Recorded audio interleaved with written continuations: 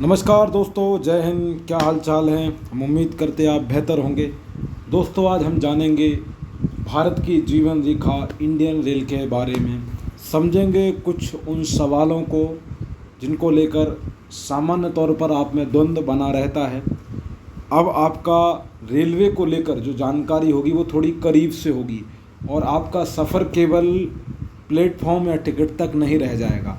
जब आप जाते होंगे रेलवे स्टेशंस पर तो आप देखते होंगे कुछ ऐसे चिन्ह, ऐसे दृश्य जिनको लेकर सवाल हमारे मन में कौंधते हैं। आज हम आशा करते हैं कि वो आपके ख़त्म हो जाएंगे।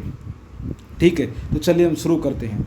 हम पहले रेल की हिस्ट्री को समझते हैं कि रेल की हिस्ट्री की शुरुआत कैसे होती है। ठीक है, तो आप देखते हैं कि 27 सितंबर 1825 में लंदन में इसकी शुरुआत होती है। ठीक है, और ये डार्लिंगटन से चलकर स्कॉटलैंड तक जाती है, जो 24 किलोमीटर का सफ़र तय करती है, जिसमें करीब करीब 38 डिब्बे होते हैं, 450 पैसेंजर होते हैं। ठीक है, यहाँ से क्या होता है, एक तरीके से कहें कि रेल परिवहन की शुरुआत होती है। ठीक है, तो इस तरीके से यहाँ पर कार्य चलता है।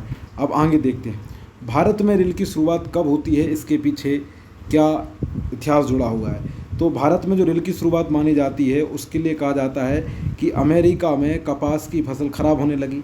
इसके लिए अंग्रेज़ों को ज़रूरी था कि वो उस फसल के लिए नया स्थान खोजें। इसके लिए इन्हें जो सर्वयुक्त स्थान लगा वो लगा इन्हें भारत। भारत क्या हुआ इनके लिए सबसे अच्छी जगह हुई कपास के लिए। लेकिन जब भारत में इन्होंने ये चीज़ शुरू की तो इनके लिए ज़रूरी था, ऐसे परिवहन की आवश्यकता थी जो माल ढुलाई में सहायक हो, जिसकी अपनी गति हो, सुरक्षित हो और पहुंच सके माल बंदरगाहों तक। तो इसके लिए रेलवे की शुरुआत होती है। ठीक है, और लॉर्ड डलहौजी द्वारा ऐसा काम किया जाता है 1843 में। ठीक है, और 1845 में कलकत्ता में क्या होता है, ग्रेट इंडियन पेनिनसुला क्या होती है, रेल कंपनी बनती है और उसका ये लोगो बना हुआ है। ठीक है, ये आप इसका लोगो देख सकते हैं, ये इसका लोगो बना हुआ है ना। इसके बाद आप पाएंगे, अब आज चलते हैं भारतीय रेल के संदर्भ में और अच्छे से आप ठीक है देखेंगे। तो 16 अप्रैल 1853 को सार्वजनिक अवकाश था, मतलब उस दिन छुट्टी थी। ठीक है, सब लोग बोरी बंदर की तरफ बढ़ रहे थे और करीब 3:30 बजे का टाइम था। 14 डिब्बों वाली रेलगाड़ी, 4 से लोग सवार हो चुके थे इस रेलगाड़ी में। ठीक है, ये इसके बारे में विवरण है। फिर 3:30 बजे तालियों की गड़गड़ाहट के बीच ये रेलगाड़ी चलती है। 21 तोपों की सलामी दी जाती है और जो भारत में पहली रेलगाड़ी चली उसे 3 इंजनों ने खींचा, जिसका पहले का नाम सुल्तान, दूसरे का नाम सिंधु और तीसरे का नाम साहिब हुआ। ठीक है, और वो इस पुल से गुजरी थी। इसके बाद आगे चलते हैं और यह अपनी देश की भारत की पहली रेलगाड़ी, ठीक है, 34 किलोमीटर का सफ़र तय करती है और करीब करीब 4:30 बजे कहाँ पहुँच जाती है, थाने पहुँच जाती है। ठीक है, वहाँ पर है अपना सफ़र। ये थी बात हिस्ट्री की। आज हम बात करते हैं वर्तमान परिप्रेक्ष्य में, करंट में। ठीक है, कि क्या हालात है रेलवे के। तो हम आपको बता दें कि भारतीय रेल अमेरिका, रूस, चीन के बाद चौथा सबसे बड़ा रेलवे नेटवर्क है।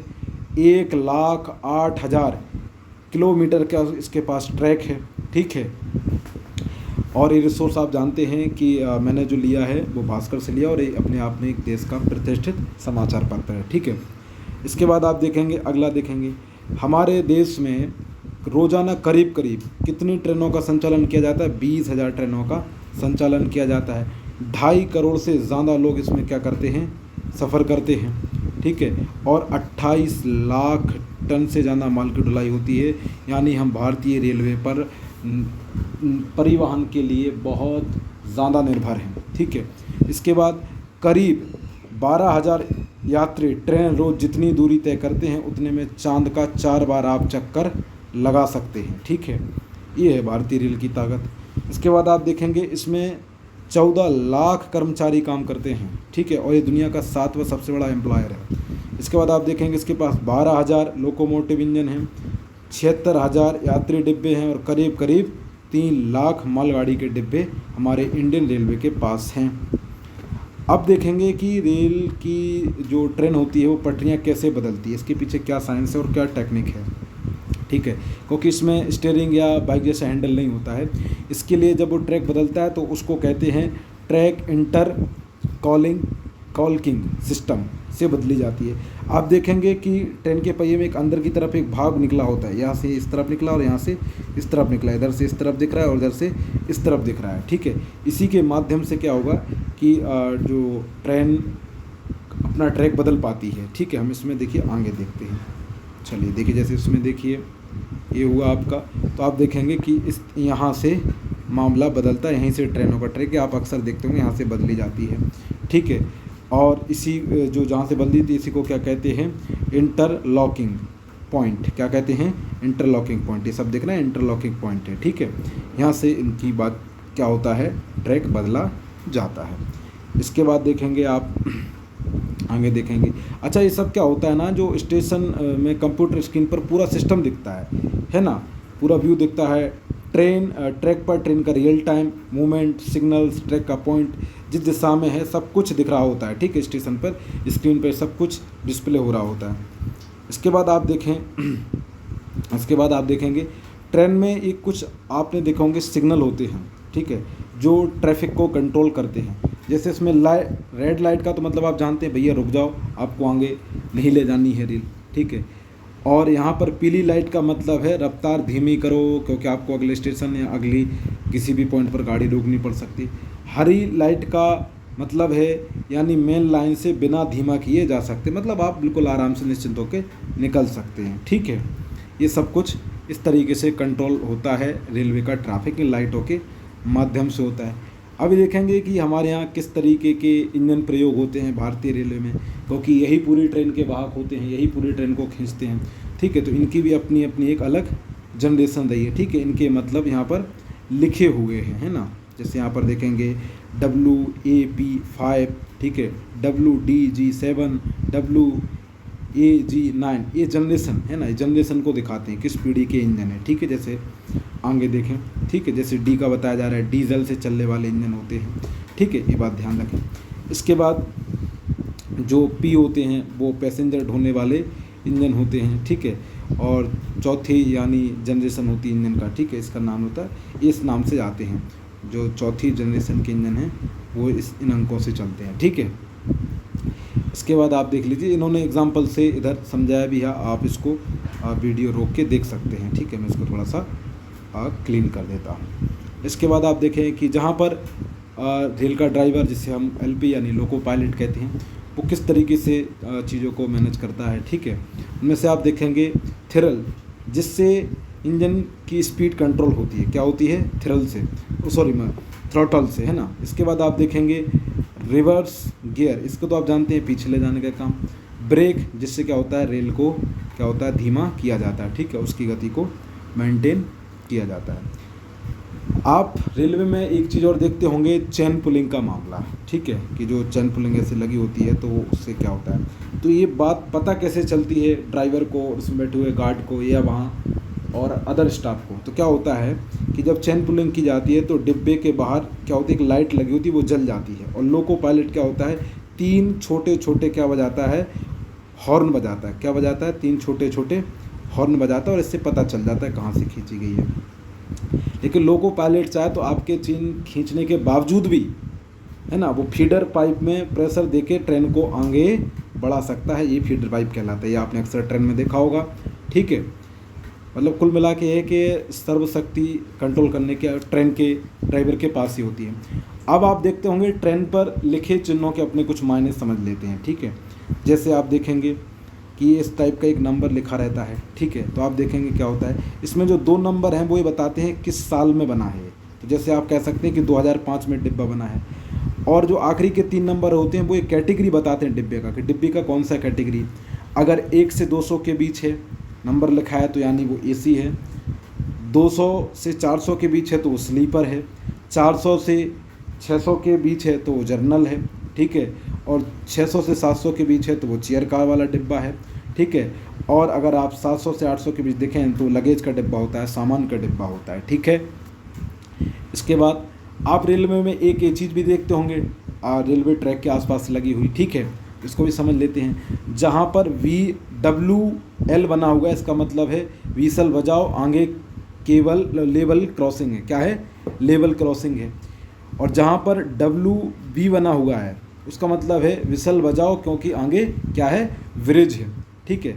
और ऐसे यहाँ पर टीजी और टीपी के भी अपने मीनिंग है, ठीक है, जिसका मतलब होता है कि आप स्पीड से गाड़ी को आगे बढ़ा सकते हैं, पूरी तरह से दौड़ा सकते हैं। आपने रेलवे में एक ये चीज़ भी देखी होगी, आप अक्सर देखते होंगे कि जो ट्रेन का डिब्बा होता है उस पर क्या होता है, ऐसे निशान बना होता है। तो इसका मतलब ये होता है कि गाड़ी के आखिरी डिब्बे पर एक्स, ठीक है, या एलवी यानी ये वाला टंगा होता है, ठीक है, का निशान रेलवे कर्मचारियों के लिए बना होता है। मतलब इस निशान से उनको पता चल जाता है कि पूरी गाड़ी जा चुकी है और रेल का आखिरी डिब्बा है, ठीक है। मतलब इस ट्रेन में पूरे डिब्बे लगे हुए हैं जो इसके लिए तय किए गए रेलवे के लिए। फिर आप अक्सर एक ऐसे पर्सन को भी देखते होंगे रेलवे स्टेशन पे खड़ा हुआ। ये क्यों खड़ा होता है? दरअसल इसका काम ये होता है कि वो जो ट्रेन का ड्राइवर होता है उसको भी झंडी दिखाता है, फिर वो पूरी ट्रेन को देखता है, ट्रेन उसके सामने से निकलती है, और अगर उस ट्रेन में कोई गड़बड़ी है, उस ट्रेन में कोई खराबी है, तो वो पीछे बैठे हुए गार्ड को इसकी सूचना दे देगा, और क्या होगा, तुरंत हरा झंडे की बजाय वो लाल दिखा देगा। आवाज़ तो लगाएगा नहीं, ठीक है, तो वो लाल दिखाएगा, तो फिर क्या होगा, जो गार्ड होगा ट्रेन में वो ड्राइवर को सूचना देगा और गाड़ी को रोक दिया जाएगा। तो इसका मेन काम होता है, ये होता है, इसलिए खड़ा होता है, ठीक है। अब आगे देखते हैं, ये कुछ रेलवे है जो भविष्य में किस तरीके से अपडेट होगा, ठीक है, किस तरीके से रेल अपना प्रगति करेगा, मतलब ये संभावना है रेलवे की। तो ठीक है, आने वाले कुछ इंजन हैं, हाई स्पीड रेल इस तरीके से भारत में काम करेगी, ठीक है। अभी आप जानते हैं कि क्या नाम से जो हमारे यहाँ बुलेट ट्रेन का काम चल रहा है वो गुजरात में चल रहा है, ठीक है। और जब अगर बन जाती है तो आप अंदाज़ा लगा सकते हैं कि दिल्ली से भोपाल का सफ़र 2 घंटे में आप तय कर सकते हैं। इस तरीके से इंजन ये मजबूत होगा और ये इसकी स्पीड होगी, ठीक है। इसके बाद आप देखेंगे कि रेलवे मालगाड़ी के लिए भी काम कर, मतलब इसका मतलब क्या है कि मालगाड़ी के लिए अलग ही कॉरिडोर होगा, मतलब अलग ही ट्रैक होगा। जैसे अभी क्या होगा, बालासोर में जो घटना हुई वो यही थी ना, कि वो लूप लाइन पे खड़ी थी और जो हमारी कोरोमंडल थी वो मेन लाइन से लूप लाइन में चली गई, इसलिए वो घटना हुई। इसलिए क्या होगा, मालगाड़ियों का कॉरिडोर ही अलग बना दिया जाएगा, जिससे रेलवे पर भार कम होगा, ठीक है, और इनके भी गति बढ़ेगी। इसके बाद हाइपर लूप ट्रेन, ये भी एक ट्रेन का अपडेट वर्जन है जो बहुत हाई स्पीड होती है। इसमें भी भविष्य में चलकर भारतीय रेल, भारत सरकार निवेश करेगी, ठीक है, और इसको उपयोग में लाएगी। इसके बाद आगे आखिरी आप देखेंगे कि टेक्नोलॉजी और डिजिटाइजेशन के चलते भी रेलवे को बेहतर करने की कोशिश की जाएगी, ठीक है, जिसमें आर्टिफिशियल इंटेलिजेंस चीज़ों का प्रयोग किया जाएगा।